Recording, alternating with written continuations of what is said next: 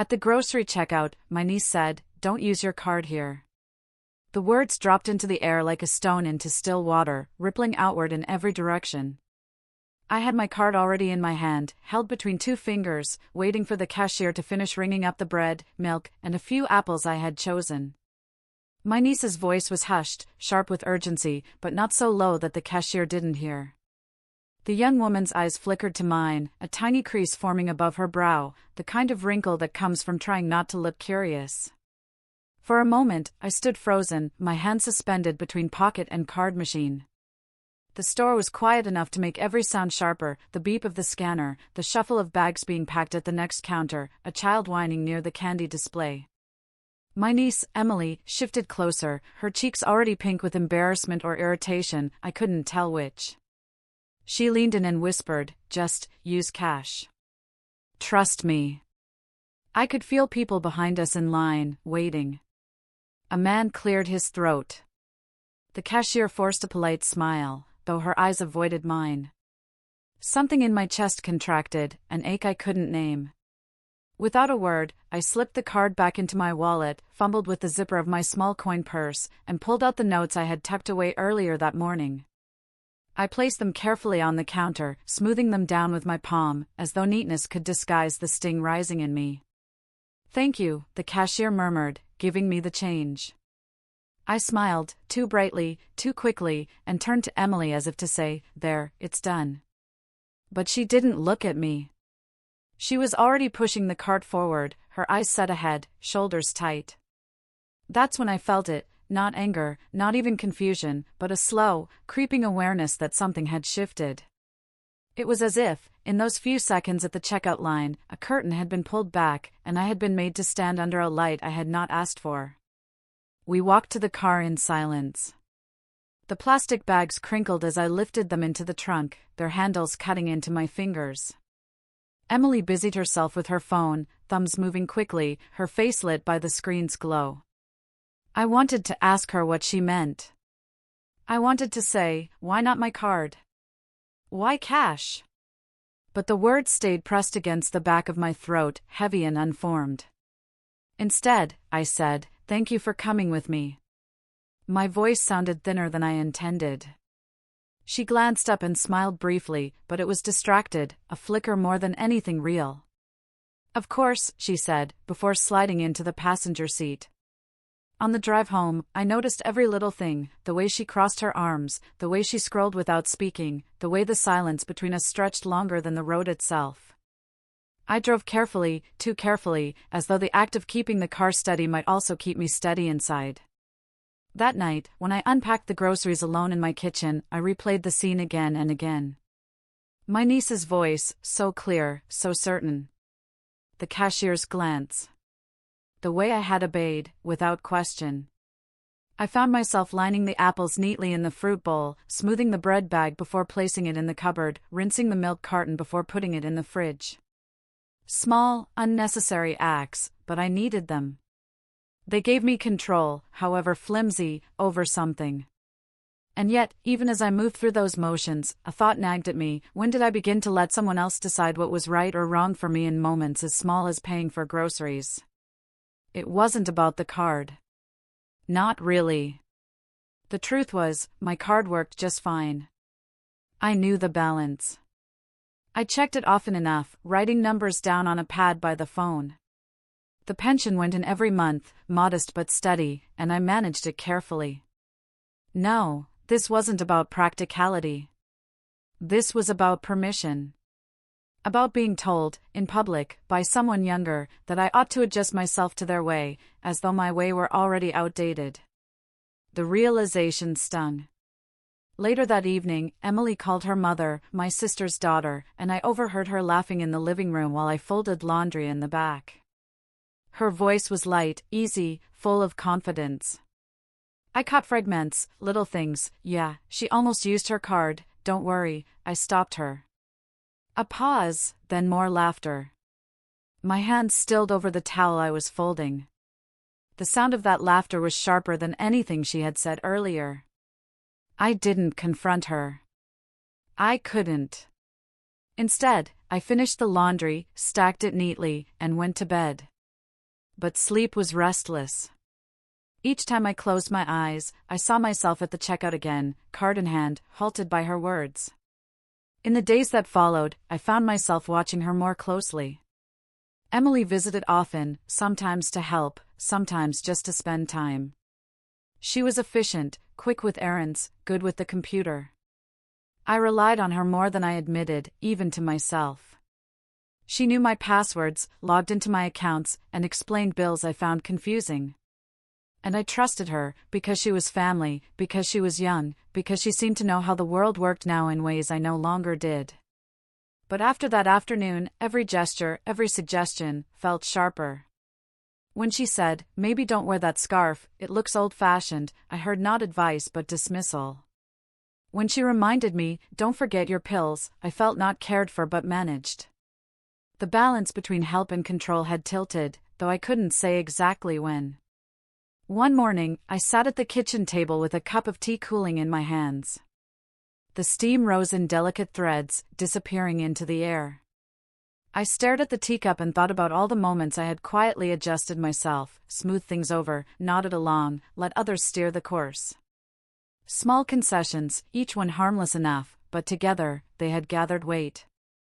I thought of the phrase my mother used to say, "A thousand little cuts still bleed."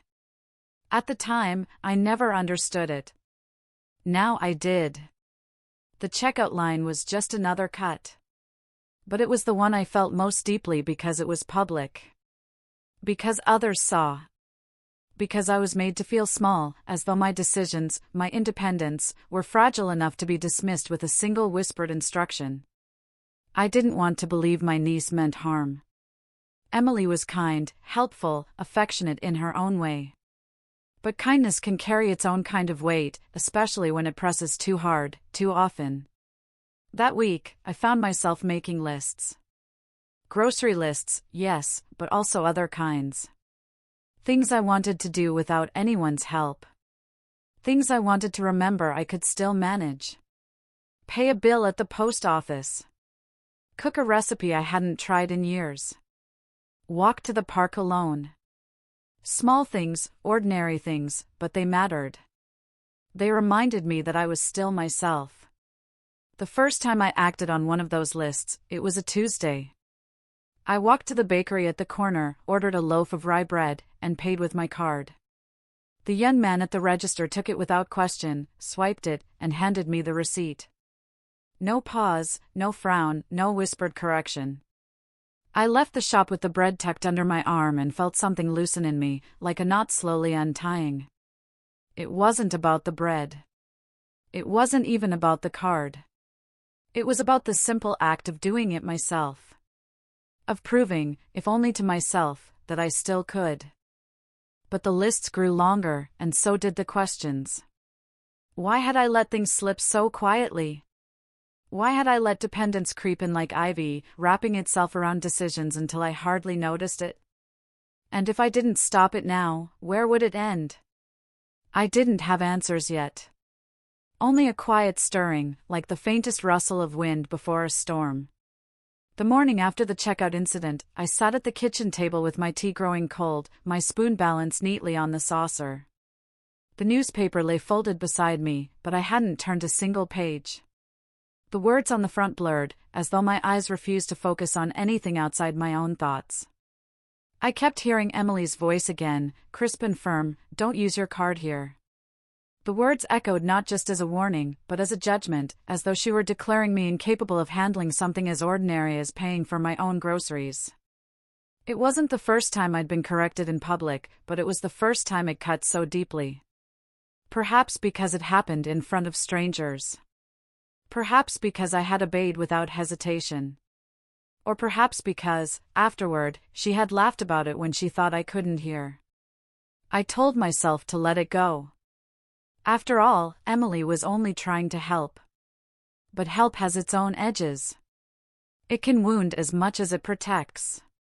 Later that week, my sister, Marianne, stopped by. She brought a bag of plums from her garden, their skins shining in the sunlight.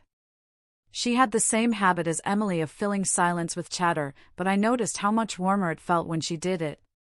You look tired, she said gently as she placed the plums in a bowl on my counter. Is everything all right? I considered telling her, just blurting out the whole story of what happened at the store. But something in me hesitated. Marianne adored her daughter. To speak against Emily would sound like criticism, and I didn't want to be seen as petty. So I only smiled faintly and said, I'm fine. Just didn't sleep well. She believed me. Or perhaps she didn't press because she had her own worries. That was the thing about family, sometimes we carried our hurts quietly, not because no one would listen, but because we feared being misunderstood. That evening, while I sliced the plums for dessert, I thought again about the word help.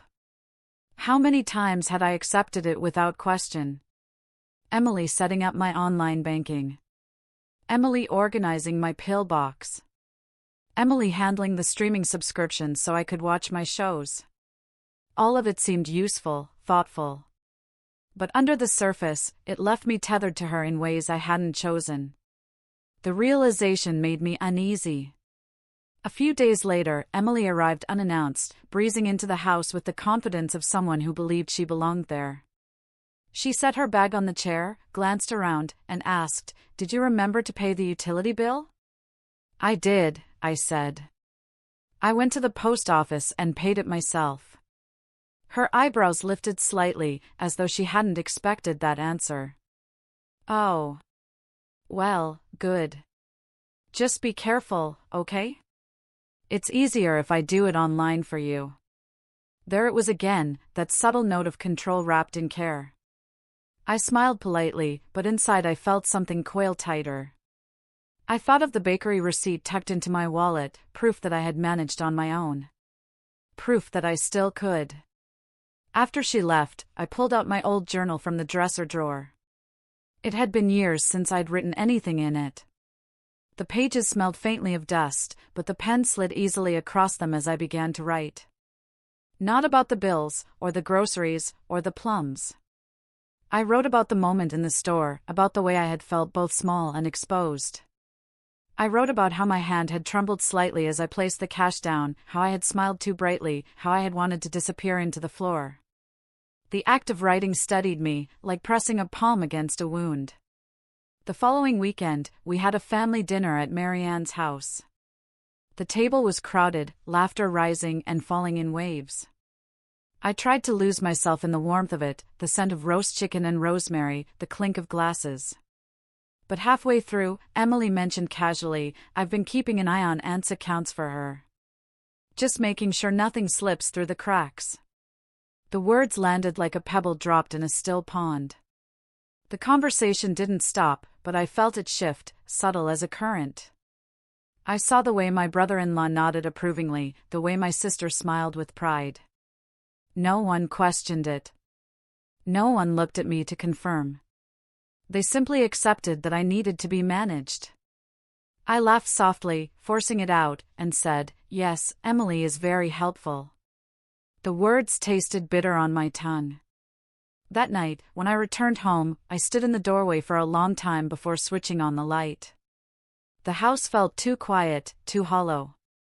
I walked slowly from room to room, touching familiar things, the arm of the sofa, the worn edge of the dining table, the photo frames lined neatly on the mantel. All of it was mine. My life, my space. And yet, for the first time, I felt as though it were slipping out of my hands, piece by piece, in ways no one else seemed to notice. The next morning, I made myself a promise. Nothing dramatic, nothing grand. Just one small vow: I would begin reclaiming the things I had let go of, no matter how ordinary they seemed. So I started with the mail. Each envelope that arrived, I opened myself. I read carefully, circled numbers, underlined dates. It took longer, yes, but it reminded me that I was capable of understanding. I even called the phone company to ask a question about a charge I didn't recognize. The man on the other end spoke quickly, but I kept him on the line until I understood. When I hung up, I felt a quiet sense of victory, as though I had won a small battle no one else would ever see.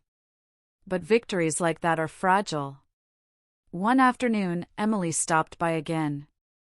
She noticed the opened letters stacked neatly on the counter and frowned. "You should have called me about these," she said. "It's easier if I handle it." I shook my head gently. "I managed."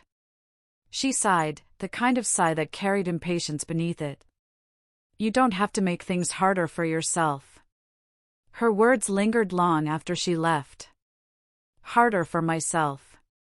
As though effort itself were unnecessary, as though independence were a burden instead of a right. That evening, I poured myself a glass of water and carried it into the living room.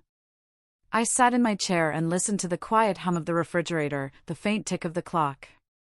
And I realized that what I feared most was not being unable to manage, but being convinced by others that I shouldn't even try. I thought of my mother again, her hands always busy, her mind always sharp. She used to tell me, the moment you stop doing things for yourself, others will gladly take over. And once they do, it's harder to get it back. At the time, I brushed it off as one of her old sayings. Now, it felt like a warning I had ignored for too long. So I made another list. This one was longer. Go to the bank in person. Learn how to reset my own passwords. Plan a trip to the farmer's market alone. Cook something new without asking for help. Each item felt like a thread leading back to myself. Still, part of me hesitated. What if I failed? What if I made a mistake and proved them right? But then I remembered that bakery receipt. The crisp paper folded neatly in my wallet, a symbol of something I had done quietly, without approval, without instruction. And I knew, small or not, it mattered. The next step would not be easy. It would involve not just silent victories, but boundaries. And boundaries, I suspected, would not be welcomed kindly. But I also knew this: silence, obedience, and polite smiles had carried me this far, and they had left me standing in a grocery line with my hand trembling over a card I was told not to use. That, I could not allow again. It started with the bank. On a gray Wednesday morning, I put on my coat, slipped my wallet into my bag, and walked down to the branch 2 streets away. The air smelled faintly of rain, the kind that never quite falls but lingers, dampening the pavement and making the leaves glisten. My shoes clicked against the sidewalk, steady but hesitant, as though even my footsteps weren't sure of themselves. When I entered the bank, the sharp scent of disinfectant mixed with paper and ink. A line of people waited, shifting from foot to foot, clutching forms or tapping at their phones. I stood among them, card in hand, determined. When my turn came, the teller greeted me with a practiced smile. I asked about my account, simple questions about transfers, balances, and statements. He answered kindly, without impatience, sliding papers across the counter for me to sign. His pen was heavy in my hand, but my signature still flowed, familiar as breath. When I walked out 20 minutes later, papers folded neatly in my bag, I felt taller. The air seemed clearer, the grayness less heavy. It was such a small thing, really, asking questions, signing forms. But it was mine.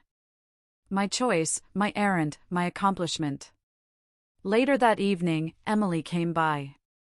She noticed the bank envelope on the table. "Did you go there?" she asked, surprise edging her voice. "Yes," I said simply. Her eyebrows rose. "Why didn't you call me?" "I could have handled it online." "Because I wanted to go myself." There was a pause. She looked at me as though I had spoken in another language.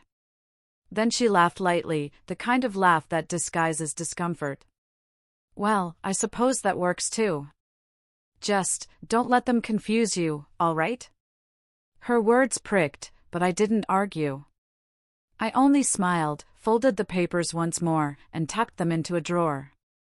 That night, I wrote in my journal again. I described the smell of the bank, the weight of the pen, the sound of my own footsteps. I wrote about how Emily's laugh made me feel small, but also how it failed to erase the pride I carried quietly inside. Still, there was a tremor beneath my victories. Because for every task I reclaimed, there was a reminder of how much I had surrendered without noticing. The next Sunday, Marianne invited me for lunch. Her house was filled with the aroma of roasted lamb and garlic. The table gleamed with polish, her silver cutlery arranged with precision. We ate slowly, talking of gardens, television shows, and neighbors. Emily sat across from me, her phone resting face down on the table, her fingers twitching toward it every so often. At one point, Marianne said, "Emily tells me she's been helping you quite a lot with things lately. It's good you've got her. Makes life easier, doesn't it?" I set my fork down gently. The words hung in the air, wrapped in warmth but heavy with assumption. Emily smiled, a little smug curve at the corner of her mouth. I wanted to speak the truth, that yes, she had helped, but she had also taken, deciding things for me, speaking on my behalf, reducing me in ways subtle but sharp. I wanted to say it plainly.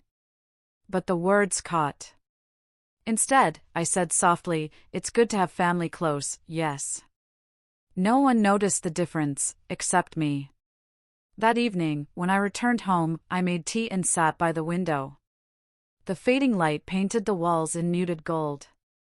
I sipped slowly and thought of all the times I had silenced myself for the sake of peace, for the sake of family harmony. I wondered when exactly peace had become silence, and silence had become erasure. The next week, I tested myself again. The farmer's market opened every Saturday, but I hadn't gone in years. Emily often picked things up for me, returning with bags of fresh produce and stories about the stalls. But this time, I went alone. The market was bustling, crowded with voices and colors. The air smelled of herbs, bread, and roasting nuts. I walked among the stalls, touching tomatoes, weighing peaches, asking prices. I paid in cash at one stall, with my card at another. No one hesitated, no one questioned me. A vendor, a woman with weathered hands and kind eyes, pressed an extra bunch of parsley into my bag. "On the house," she said with a smile. That small gesture brought tears to my eyes, not because of the parsley itself, but because it felt like acknowledgement. Recognition. I was seen as a customer, not a dependent. When I returned home, Emily called. She asked if I needed her to bring anything. I told her I had already been to the market. "Oh," she said, her voice caught between surprise and annoyance. "Well, next time let me know. I don't want you to overexert yourself." I smiled faintly, though she couldn't see it. "I managed just fine." There was silence on the line before she said, "If you're sure," and then quickly changed the subject. But that silence said more than words.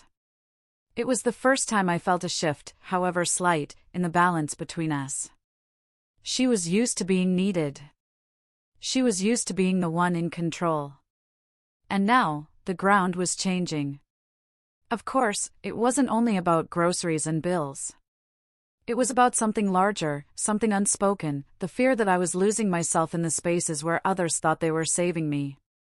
That night, I sat in my chair with my journal open, the pen hovering over the page. I thought about how easy it is for love to turn into management, for care to turn into control. And I wondered, was it my silence that had allowed it? My willingness to let others speak for me, to nod along, to avoid conflict? The thought unsettled me. Because if it was true, then the only way to change it was to begin speaking differently, acting differently. And that would mean stepping into discomfort, perhaps even into conflict. The following week brought the first true test. Emily arrived with her laptop, settling at the dining table as though it were her office. "I'll update your subscriptions and check your bills," she announced, already typing. I sat across from her, my tea cooling in front of me. I watched her fingers fly across the keyboard, efficient, confident. I admired her skill, yes, but I also felt the way it erased me. "Emily," I said quietly. She didn't look up. I'd like to do that myself." Her fingers froze. Slowly, she raised her eyes. "What do you mean?" "I want to check my bills. Pay them myself." She blinked, as though the concept were foreign. "But, why?" I've always done it for you. It's easier this way. Easier for you, perhaps, I said gently. But not for me. I need to know I can still manage these things. For a moment, her expression hardened. Then she laughed, but it was forced. Don't be silly. Of course you can. But why stress yourself when I can handle it? Because it's my life, I said, my voice steady though my heart pounded. And I need to keep living it myself. The silence that followed was thick, heavy. I could see the hurt flicker in her eyes, mixed with something else, perhaps fear, perhaps resentment. She closed the laptop slowly, her lips pressed into a thin line. All right, she said at last. If that's what you want. But her tone carried more than words. It carried warning. After she left, I sat alone in the quiet house, my hands trembling slightly as I lifted my cup of tea. The liquid rippled, catching the light. I had done it. I had spoken. And though it felt like a crack in the earth between us, it also felt like the first stone placed back in my own foundation. I didn't know what would come next. Only that I could no longer go back to silence. The next Sunday, Marianne hosted another family lunch. I almost didn't go. Part of me feared the look on Emily's face, the cold flicker that had passed over her when I told her I wanted to manage my bills myself. But another part of me, the part that had walked to the bank and the farmer's market, knew I couldn't hide. Silence had been my refuge for too long. The table was bright with dishes, the clatter of cutlery, and the easy hum of voices. Yet I felt a tension woven into it all, like a thread running beneath the cloth. Emily avoided my eyes, speaking brightly to her cousins, laughing too loudly. Marianne, ever perceptive, asked me how things were going at home. I hesitated, then said, I've been managing my own accounts again. The room stilled for just a breath.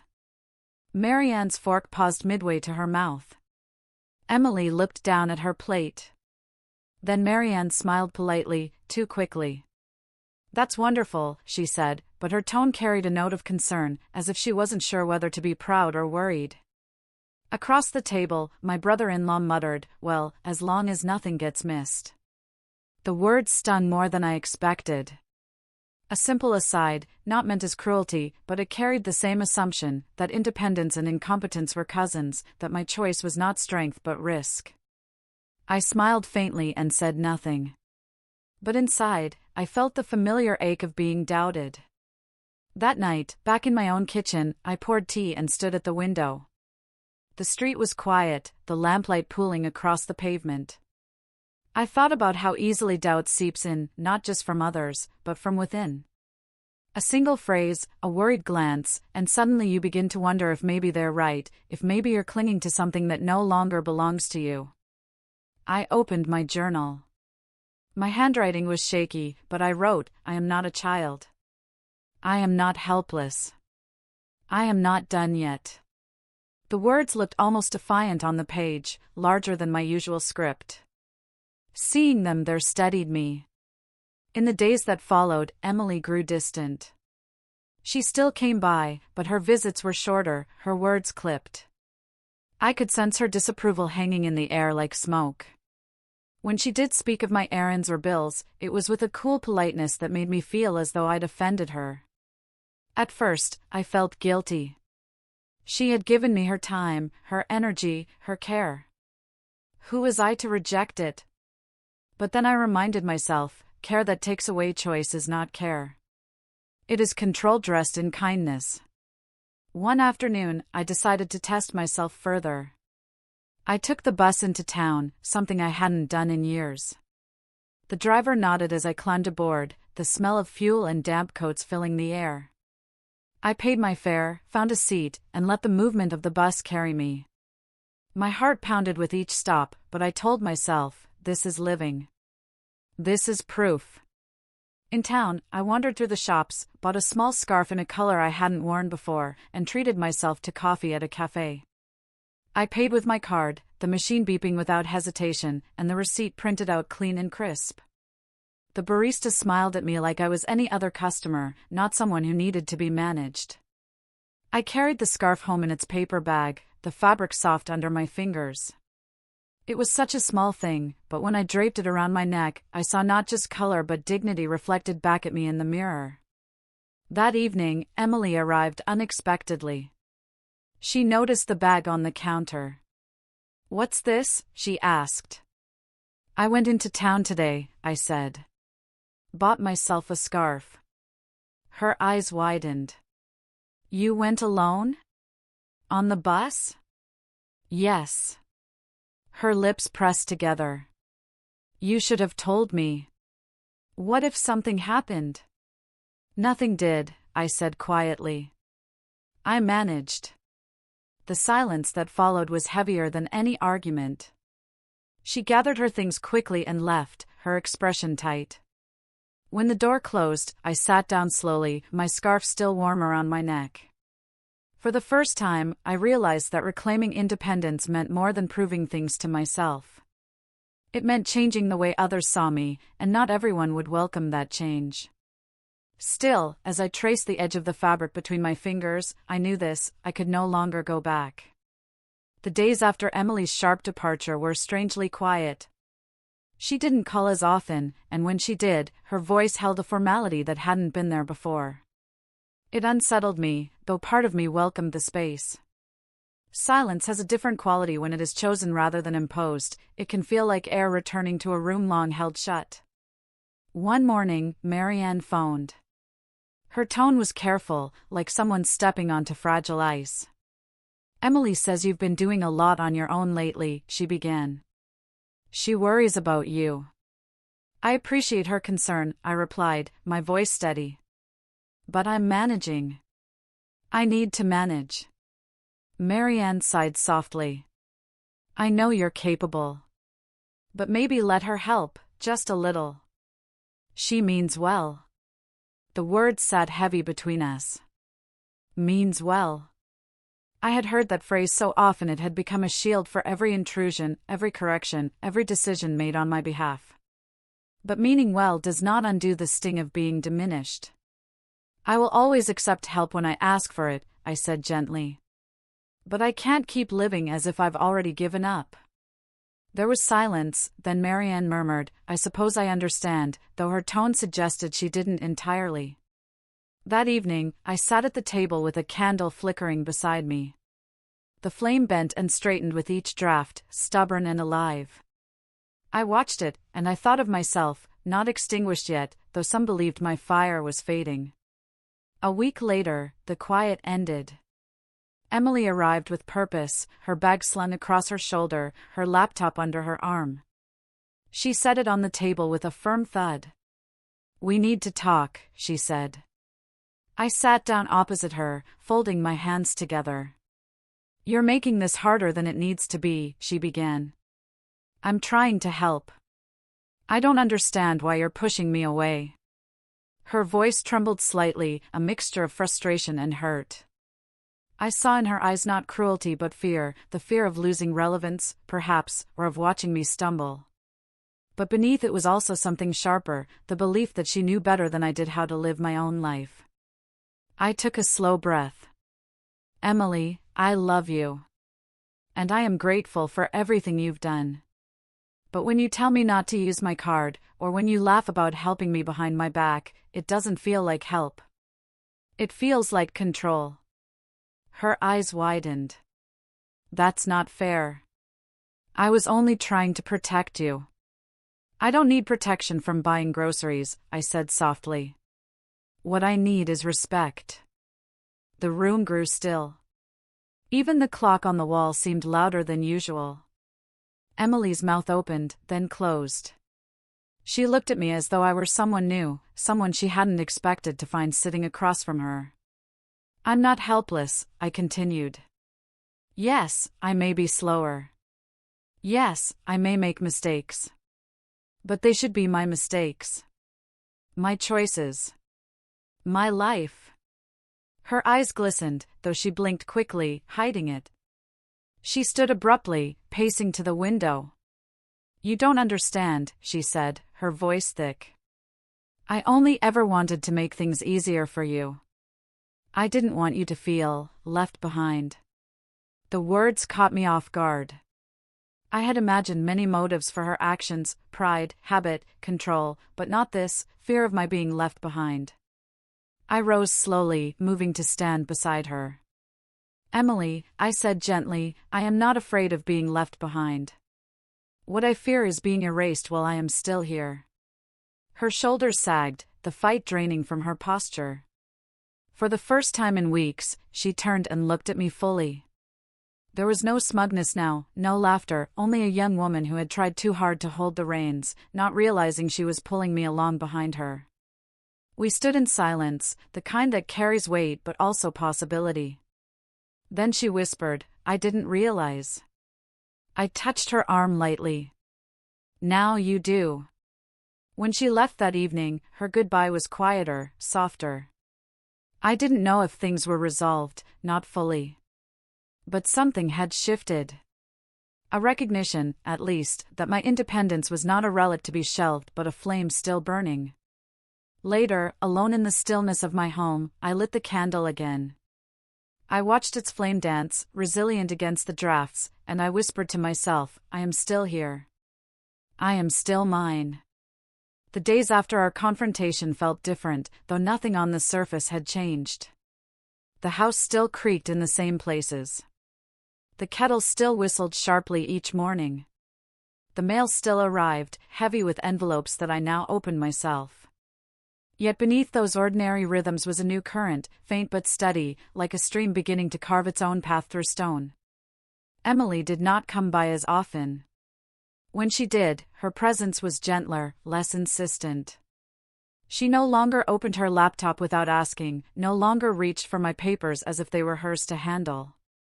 Instead, she lingered in the kitchen, offering to make tea, asking about my day. At first, the quiet between us was awkward, but slowly, it softened. We were learning how to see each other differently, she, to see me as capable, I, to see her not as a threat but as someone who had simply loved clumsily, too forcefully. One afternoon, I decided to test myself again. Not with bills or groceries this time, but with something larger. I planned a small trip to the library across town, a place I hadn't visited in years.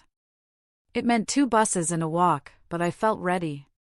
The morning was bright, sunlight scattering across the pavement. I put on the scarf I had bought at the market, its color lifting my spirits. I boarded the bus, found a seat by the window, and let the city pass by, shops opening, children skipping to school, a man walking his dog.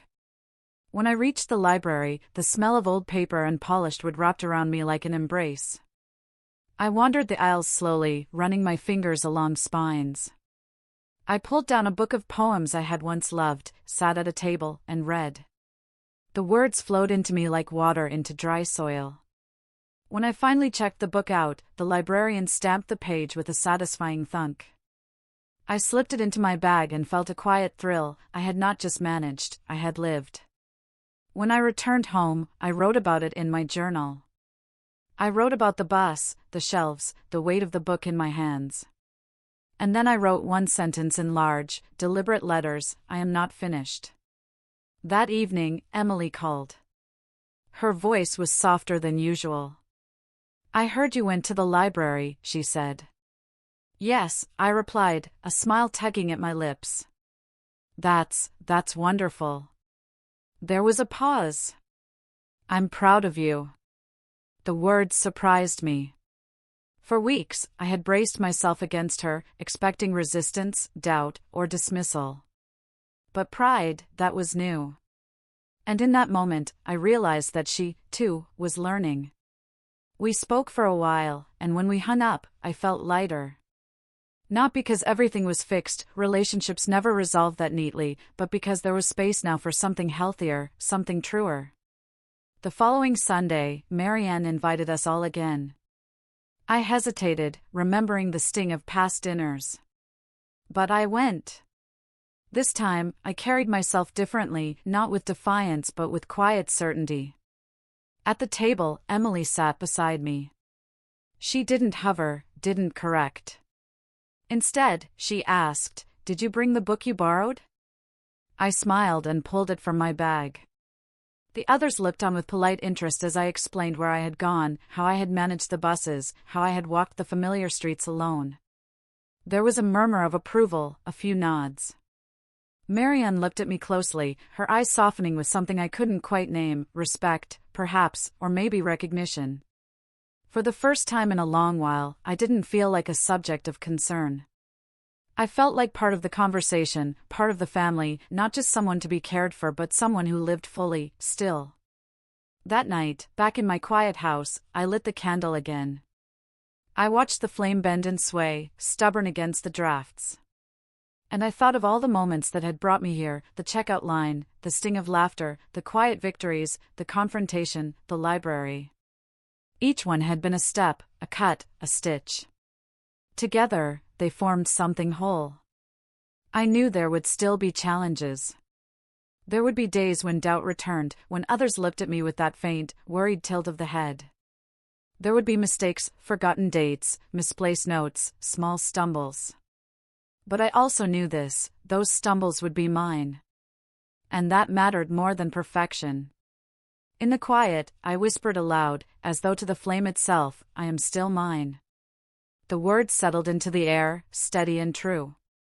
As I prepared for bed, I thought back to that first moment at the grocery store, the sting of Emily's words, the brightness of my forced smile, the ache of obedience. It had felt, then, like a small humiliation that would pass. But it had become more than that. It had been a doorway. Painful, yes, but necessary. A doorway through which I had stepped into myself again. And so, when I finally turned out the light, I did so with a sense of peace I hadn't felt in years. Not because everything was resolved, but because I had reclaimed what mattered most, the quiet, stubborn truth of my own independence. The flame of the candle still glowed faintly in the dark, a reminder that even in smallness, light persists. And I knew, as I drifted into sleep, that this was enough.